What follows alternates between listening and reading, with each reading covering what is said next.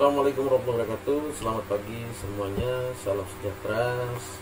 Perkenalkan nama Bapak Subandri. Bapak diamanatkan sebagai dosen pengampu administrasi server Bapak dari Prodi Sistem Informasi.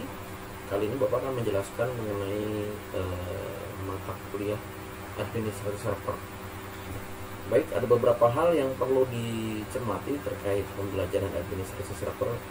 Salah satunya nanti kita akan belajar mengenai konsep-konsep penggunaan server, ya, dimana nanti kalau kita pernah belajar operating system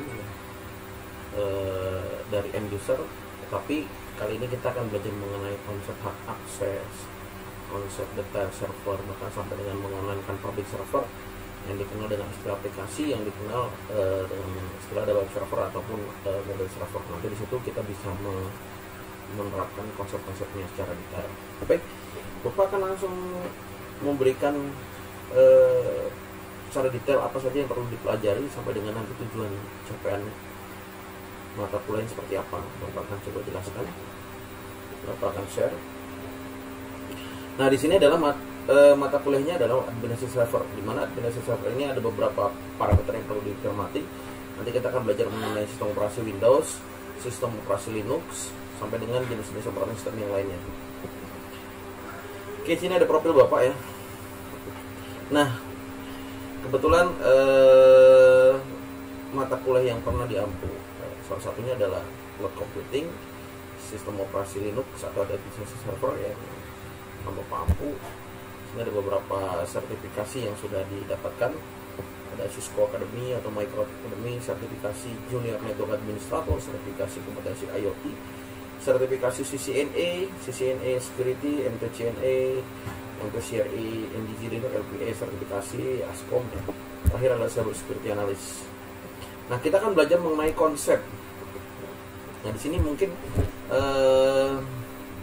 jadi nanti mahasiswa akan diberikan pemahaman atau paradigma terkait teknologi administrasi server.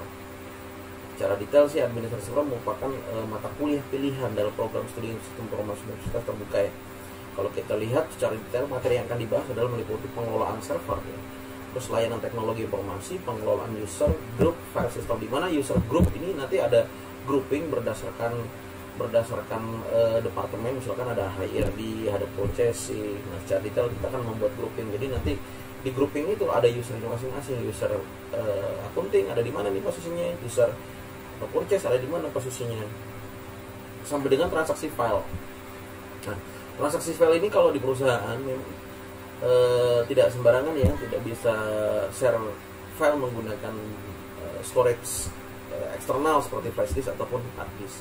Biasanya dia akan memanfaatkan teknologi file system, di mana nanti tools-toolsnya akan lebih lengkap kalau kita melihat dari services. Paling nanti yang menjadi rujukan adalah Linux server, di mana Linux server ini nanti akan kita buat sebagai rujukan server storage yang nantinya akan dikumpulkan untuk biasanya untuk menampung semua data yang ada di location lokal maupun public. Cuma nanti kita akan membahas scoop dasar dulu terkait file system.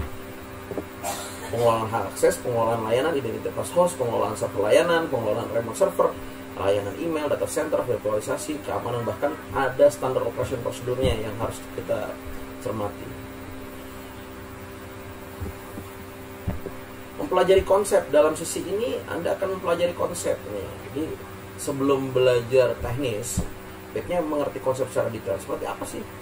Jadi kalau kita lihat SOJ, sistem operasi jaringan, agar dapat memberikan ilustrasi yang lebih nyata, diharapkan dapat mempelajari, memahami materi secara lebih atau faktual. Materi yang di dalam buku ini akan memaparkan salah satu sistem operasi yang sudah umum digunakan. Nanti penekanannya, garis bawahnya, kalau kita belajar secara detail, nanti kita akan belajar dua komposisi, yaitu network sistem operasi berbasiskan open source maupun yang lisensi, yaitu Windows maupun Linux.